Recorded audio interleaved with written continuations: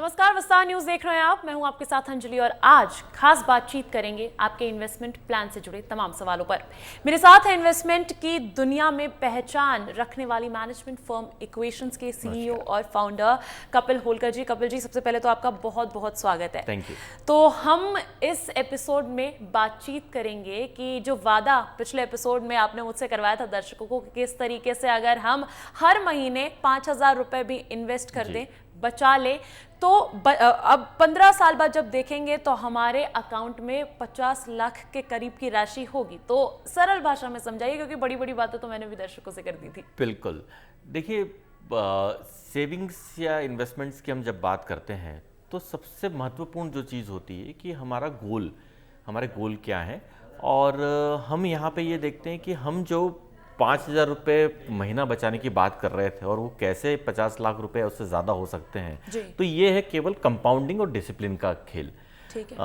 अगर मैं 5,000 रुपये हर महीना इन्वेस्ट करता हूँ और उसमें एवरी ईयर 1,000 का स्टेप अप टॉपअप करता हूँ, मतलब पहले साल 12 महीने मैंने 5,000 किए, अगले साल से फिर मैंने 6,000 करे, फिर अगले साल उसके 7,000 करे, तो ऐसे करते करते अगर मैं ये, क्योंकि हमारी आमदनी साल दर साल बढ़ती है, तो ये स्टेप अप ऑप्ट करके हम अपने मंथली इन्वेस्टमेंट से जो हम 5,000 रुपये कर रहे हैं उससे हम धीरे धीरे स्टेप अप करते करते 15 साल में हम एवरेज रिटर्न जो कि मार्केट का रहता है लॉन्ग टर्म में करीब 13% हम एवरेज लेके चलते हैं। अगर वो रिटर्न हमें मिलता है तो हम ये मान के चलें कि हम करीब 51 से 52 लाख रुपए 51 to 52 लाख रुपीज़ का कॉर्पस अपना जनरेट कर सकते हैं। बट दो चीज़ें बहुत ज़रूरी है अंजलि इसमें। पहली चीज़ कि आप डिसिप्लिन मेंटेन करके चलें।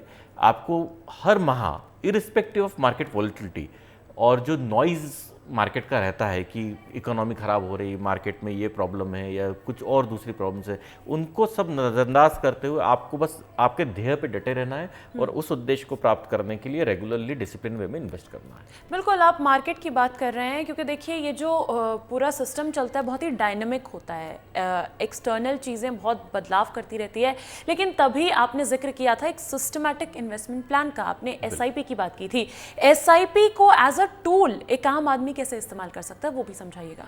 बिल्कुल। देखिए, एसआईपी एक स्मॉल इन्वेस्टर के लिए, एक मध्यम वर्गीय परिवार के व्यक्ति के लिए एक बहुत अच्छा टूल है डिसिप्लिन वे में इन्वेस्टमेंट करने के लिए। जी। हम अपने लाइफ में जब हमारा जन्म होता है हमारी मृत्यु तक, हम बहुत सारी जिम्मेदारियां, हमारे बहुत सारे गोल होते हैं, जैसे शादी, बच्चों का एजुकेशन, घर खरीदना, गाड़ी खरीदना। जी। हमारा खुद का रिटायरमेंट जो बहुत महत्वपूर्ण है आज के समय में, जब हमारे पास में रेगुलर इनकम के रिसोर्सेज रिटायरमेंट पर बंद हो जाते हैं, तो हम कैसे अपने रिटायरमेंट में कॉर्पस, क्योंकि हम सब जो आज हैं कहीं ना कहीं कोई सेल्फ एम्प्लॉयड कोई प्राइवेट कंपनियों में जॉब कर रहे हैं, तो हमारे कोई पेंशन नहीं है जो हमारे पेरेंट्स को अवेलेबल होती थी। तो उसके लिए इन सब गोल्स को अचीव करने के लिए हम एसआईपी के माध्यम से इन्वेस्टमेंट कर सकते हैं। हम छोटे छोटे निवेश करके, जैसे 500 रुपये प्रति माह जैसा छोटा सा निवेश करके भी हम एक लॉन्ग टर्म में वेल्थ क्रिएशन करने का प्रयास कर सकते हैं और एक बहुत अच्छी वेल्थ बना सकते हैं। जैसे फॉर एग्जांपल, अगर कोई व्यक्ति जिसकी 25 वर्ष उम्र है और 25 वर्ष की उम्र का व्यक्ति अगर आज 10,000 रुपये प्रति माह का इन्वेस्टमेंट करता है, तो जब वो 60 साल का होगा तो करीब उसके पास में 4.25 करोड़ के आसपास का उसका कॉर्पस बिल्ट हो जाएगा। तो आप 4.25 करोड़ का कॉर्पस से केवल 10,000 रुपये प्रति माह का इन्वेस्टमेंट करके आप जब आप रिटायर होंगे तो आपके पास एक ऐसा कॉर्पस होगा कि जिससे आप मासिक मंथली आमदनी अपनी चालू कर सकते हैं। तो आप बात कर रहे हैं गोल किस तरीके से सेट करना चाहिए, लेकिन मेरा सवाल ये रहेगा कि गोल हम सेट कर रहे हैं, लेकिन उस गोल को सेट करने की, इन्वेस्टमेंट शुरू कर देने की सही एज क्या है, कब से और कितनी कितनी अमाउंट आपको सबसे पहले इन्वेस्ट करनी शुरू कर देनी चाहिए? इसका कोई फॉर्मूला है क्या? बिल्कुल। देखिए, इसका कोई स्टैंडर्ड फॉर्मूला तो नहीं है जी, क्योंकि ये हर व्यक्ति पर डिपेंड करता है, क्योंकि हमारी आमदनी अलग है, हमारे टेम्परामेंट अलग होते हैं, हमारी रिस्क टेकिंग कैपेसिटी अलग होती है, हमारी पारिवारिक जिम्मेदारियां अलग होती हैं। बट एक जनरलाइज करने के हिसाब से मैं कॉमन जो हम लोग यूज़ करते हैं उसमें बताऊंगा मैं कि हम लोग, होता क्या है कि जब हमारा जॉब लगता है, 2-3 साल उस जो हमारी पहली तनख्वाह होती है उसको एंजॉय करने के बाद में, सारे शौक पूरे करने के बाद में, हम 2-4-5 साल बाद सोचते हैं अब इन्वेस्टमेंट के बारे में सोचा जाए जी। बट मेरा ऐसा मानना है कि इन्वेस्टमेंट की सही एज आपके घर में जब किसी बच्चे का जन्म होता है वहाँ से शुरू हो जाती है। अच्छा। मैं एक छोटा सा डेटा पॉइंट आपको देता हूँ। जैसे अभी मैंने आपको बताया कि 10,000 रुपये प्रति माह का इन्वेस्टमेंट अगर हम करते हैं 25 साल का व्यक्ति, तो 60 साल की उम्र में वो करीब 4.5 करोड़ के 4.25 करोड़ के आसपास बन जाता है। 13% सालाना की वृद्धि अगर मिलती है उसको तो। बट आज हम ये सोचे कि मेरी एज या आपकी एज में हम सोचे कि हमारे पास में बहुत बड़ी वेल्थ हो, तो शायद हमें देर हो गई। पर हम ये सोच सकते हैं कि हमारे जो घर में आने वाले बच्चे हैं या हमारे जो बच्चे हैं वो करोड़पति हों।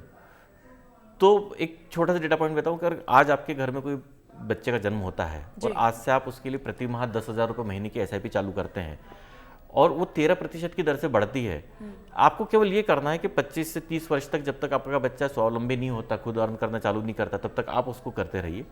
उसके बाद उसे कहिए कि ये SIP को डिसकंटिन्यू नहीं करना है, उसको चालू रखे। तो जब वो आपका बच्चा 60 साल का होगा तो आज जो 10,000 रुपये प्रति माह की इनकम आपकी इन्वेस्टमेंट आपकी है, वो जब वो 60 साल का होगा तो उस बच्चे के पास में करीब 200 करोड़ की वेल्थ होगी। ये 72 लाख आप देंगे नेक्स्ट 60 ईयर्स में, और वो वर्थ आपकी 72 लाख की जो वर्थ बनेगी वो 200 करोड़ का आपका अप्रॉक्स कॉर्पस बन जाएगा। तो ये है पावर ऑफ कंपाउंडिंग। बिल्कुल। तो आज से निवेश, जो आपने बैक टू योर क्वेश्चन की, जो आपने कहा कि निवेश करने की सही उम्र क्या है, निवेश करने की कोई सही उम्र है, जब चालू करें तब। अगर आप के घर में 1 साल का बच्चा है आप तब भी कर सकते हैं, आप खुद कर सकते हैं, आपके परिवार में आपके माता पिता, आपके बड़े भाई बहन, जो भी अर्निंग मेंबर है वो निवेश कर सकते हैं। और निवेश, जैसे मैंने कहा कि बहुत ज़रूरी है, पिछले एपिसोड में हमारी बात हुई थी। सही बात है। सीधे सीधे तौर पर मुझे ये समझ आ रहा है कि अगर साल ज़्यादा रहेंगे उस पर कंपाउंडिंग ज़्यादा रहेगी, उस पर रिटर्न बहुत अच्छा रहेगा।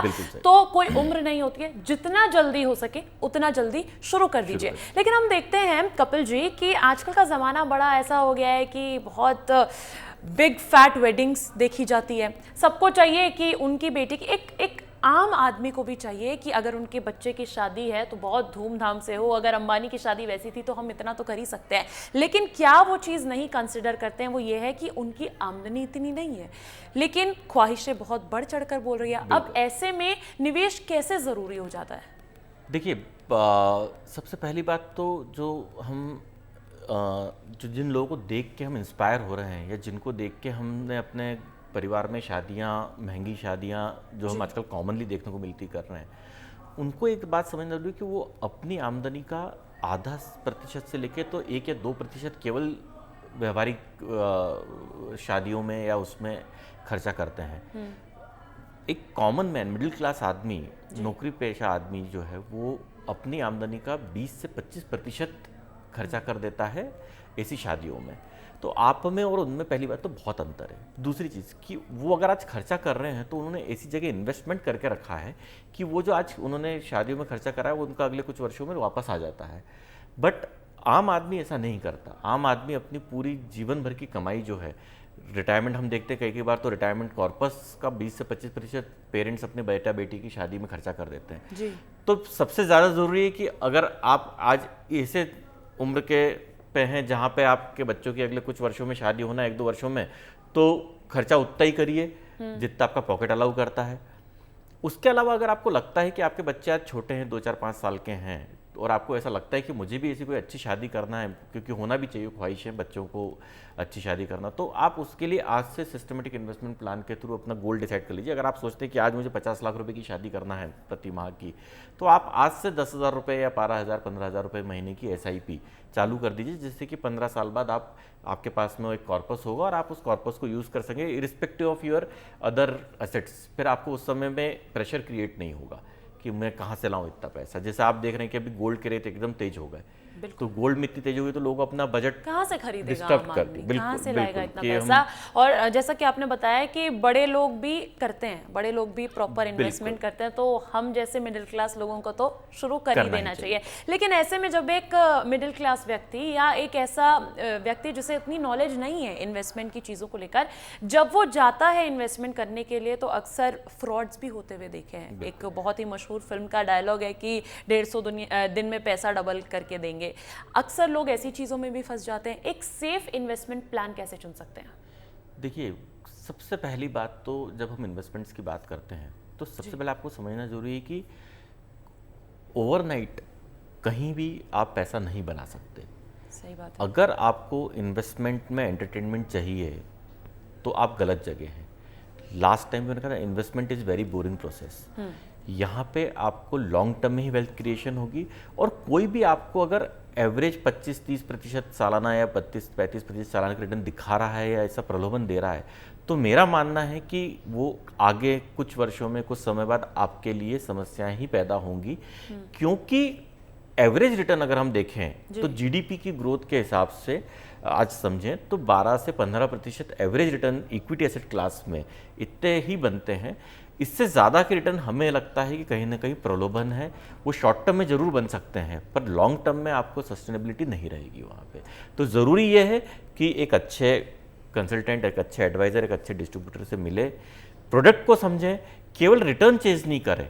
जनरली हम लोग रिटर्न चेज करते हैं। रिटर्न चेज करने के लिए से पहले आपको फिलॉसफी को समझना होगा। इन्वेस्टमेंट फिलॉसफी क्या है, इन्वेस्टमेंट जहां आप कर रहे हैं वो कंपनी क्या करती है, मैनेजमेंट क्या है, बोर्ड ऑफ डायरेक्टर्स क्या है, कितनी पुरानी कंपनी है, क्या ट्रैक रिकॉर्ड है, ये सारा समझ के हमको इन्वेस्टमेंट करना। और ये सब समझाने के लिए इक्वेशंस आपके लिए अवेलेबल है एक बेटर ऑप्शन की तरह। कपिल होलकर जी के नेतृत्व में यहाँ पर काम होता है। कपिल जी, मुझे ये बताइए कि देखिए, आपने बहुत अच्छी बात की है कि सबसे पहले तो एक कंसिस्टेंसी रखनी पड़ेगी, एक पेशेंस रखना पड़ेगा। अगर आप चाहते हैं कि अभी आप इन्वेस्ट कर रहे हैं, अभी आपको इतना अच्छा रिटर्न भी मिल जाए, तो कहीं ना कहीं वो झांसा हो सकता है। क्योंकि कहते हैं ना कि पैसे पेड़ पे नहीं उगते। एक मनी प्लांट का कॉन्सेप्ट भी अगर आपने सुना हो तो, अब मनी प्लांट को भी जब हम लगाते हैं तो उसमें हमें पानी डालना पड़ता है, दिन दिन की चीज़ है ये, इस तरीके से होती है। लेकिन हम आमतौर पर चाहते हैं कि अभी कर लेते हैं खर्चा, एक ही तो जिंदगी है, और आगे देखेंगे कैसे करेंगे। और यहीं पर आ जाता है एक ट्रैप, इसे मैं ट्रैप कहना चाहूँगी, ईएमआई। बिल्कुल, ईएमआई किस तरीके से बुरा है इन्वेस्टमेंट के मुकाबले, ये भी समझाइएगा। बिल्कुल। देखिए, हम जनरली हमारे एस्पिरेशन लेवल बहुत हाई होते हैं, और खासकर अभी जो हम लोगों की जनरेशन है जी। हम देखते हैं कि किसी के पास बड़ी गाड़ी है तो हमें भी गाड़ी चाहिए होती है, बट और वो ख़राब भी नहीं है, एस्पिरेशन लेवल हाई होना चाहिए आपके। बट आप उनको पूरा करने के लिए माध्यम क्या बना रहे हैं, आप किस तरह पूरा कर रहे हैं। अगर आप लोन लेके अपने एस्पिरेशन को पूरा कर रहे हैं तो आप, मैं दावे के साथ कह सकता हूँ, आज नहीं पर अगले 5 साल 10 साल बाद आप परेशान होंगे। क्योंकि जो एस्पिरेशनल चीज़ें होती हैं, जैसे गाड़ी है या एक्सपेंसिव हॉलीडेज़ हैं या एक्सपेंसिव गैजेट्स हैं, इन सब की एक शेल्फ लाइफ बहुत कम होती है। आपके लिए ज़रूरी है कि आप इन्वेस्टमेंट्स को उतना प्लान करें, और ईएमआई लेने की जगह आप इन्वेस्टमेंट्स करें। Instead of paying interest on your EMI, आप प्लान करिए कि मुझे 5 साल बाद या 7 साल बाद एक कार खरीदनी है, तो आप आज से मंथली मोड पे देखिए कि आपकी कार की कॉस्ट क्या थी जो आप खरीदना चाहते हैं, और 5-7 साल बाद आप उसको लेंगे तो कितना आपके पास में कॉर्पस से ज़रूरत है, तो आज उतना इन्वेस्टमेंट आप करिए। तो हम हमेशा कहते हैं instead of buying EMI buy SIP, तो ब्याज देने की जगह अपने इन्वेस्टमेंट ब्याज कमाइए और फिर करिए। अच्छा, मुझे लगता है कि एसआईपी में लोग तब भी नहीं फंसना चाहते, क्योंकि उन्हें लगता है ये किसी जाल की तरह है। हो सकता है कि हम पैसा लगा दें और जब हमें ज़रूरत हो तो हम ना निकाल पाए। अब इसी में आ जाता है एक SWP जिसे कहते हैं, वो भी बताइए कि ये कोई ऐसा नहीं है कि ये पैसा जो है आपको ज़रूरत पड़ने पे आसानी से काम आ सकता है। देखिए, सबसे पहले तो एक मैं आपको यहाँ पे क्लियरिटी दूँ, आपने बहुत अच्छा सवाल किया कि एसआईपी में कोई बंधन नहीं है। हाँ। अगर आपने 10,000 रुपये प्रति माह के एसआईपी आज डिसाइड करी कि मुझे 10,000 प्रति माह देना है, और 1 साल बाद या 2 साल बाद या 5 साल बाद कभी आपको लगता है कि मुझे कुछ फाइनेंशियल प्रॉब्लम हो रही, मैं एसआईपी स्टॉप करना चाहती हूँ या चाहता हूँ, तो आप उसको उसी वक्त स्टॉप कर सकते हैं। अच्छा, पार्शली भी स्टॉप कर सकते हैं, फुल्ली भी स्टॉप कर सकते हैं। जो कॉर्पस आपका इकट्ठा हो गया उसको आप निकाल सकते हैं, पार्शली फुल्ली दोनों विड्रॉ कर सकते हैं। मुख्य बात यह है कि कोई भी लॉक इन पीरियड नहीं है। अगर आप 15 वर्ष के लिए एसआईपी कर रहे हैं और आप, ईश्वर न करे कोई ऐसी आर्थिक परिस्थिति उत्पन्न होती है कि आपको 3 साल बाद एसआईपी स्टॉप करना है, आप बगैर किसी पेनल्टी के, बगैर किसी चीज़ के उसको स्टॉप कर दीजिए। जो भी आपका कॉर्पस है आप उसको विड्रॉ कर सकते हैं। लिक्विडिटी आपके पास में पूरी है एसआईपी में। तो जब हम 10 साल 15 साल 20 साल बात करते हैं, हम इन्वेस्टमेंट होराइजन की बात कर सकते हैं। अच्छा। हम ये नहीं कहते कि आपको 15 साल लॉक इन है, आपको 15 साल बने ही रहना है। तो एसआईपी, सबसे ज़्यादा अच्छी बात एसआईपी में ये है कि आपके पास में फ्रीडम है पूरी, आप अपने इन्वेस्टमेंट्स को मैनेज कर सकते हैं अपने टाइम ड्यूरेशन के हिसाब से। अब आते हैं हम बात आपके दूसरे सवाल के सिस्टमेटिक विड्रॉल प्लान्स। SWP जो है वो एक ऐसा ऑप्शन है जिसमें हम अपने बनाए हुए कॉर्पस को सिस्टमेटिकली विड्रॉ कर सकते हैं। जब अगर जैसे मैंने कहा हम 60 वर्ष की उम्र में रिटायर होते हैं जी। तो हमारे पास में क्या ऑप्शन अवेलेबल है जो हम मासिक जो आज हमारे खर्चे हैं हम उनको पूरा कर सकें, वहाँ SWP काम आती है। SWP पर हम विस्तार से चर्चा करेंगे क्योंकि आपने अब अलग ही टॉपिक छेड़ दिया, रिटायरमेंट का टॉपिक छेड़ दिया है। आज के एपिसोड में कोशिश की है कि आपको सही उम्र बता सके और ये बता सके कि इसका कोई सेट फॉर्मूला है ही नहीं, सही उम्र कुछ है ही नहीं, जितना जल्दी हो सके इन्वेस्ट कीजिए। कपिल जी, आज की जानकारी के लिए आपका बहुत बहुत शुक्रिया। लेकिन दर्शकों को बता दूं कि आगे आपको ये बताएंगे कि अगर आप रिटायरमेंट की ओर जा रहे हैं, आपकी आमदनी जो है वो सैलरी बेस्ड अब नहीं रह जाएगी, पेंशन बेस्ड हो जाएगी, तब आप किस तरीके का इन्वेस्टमेंट प्लान चुन सकते हैं। सब कुछ आपको विस्तार से बताएंगे अगले एपिसोड में, लेकिन फिलहाल के लिए मुझे दीजिए इजाजत। नमस्कार।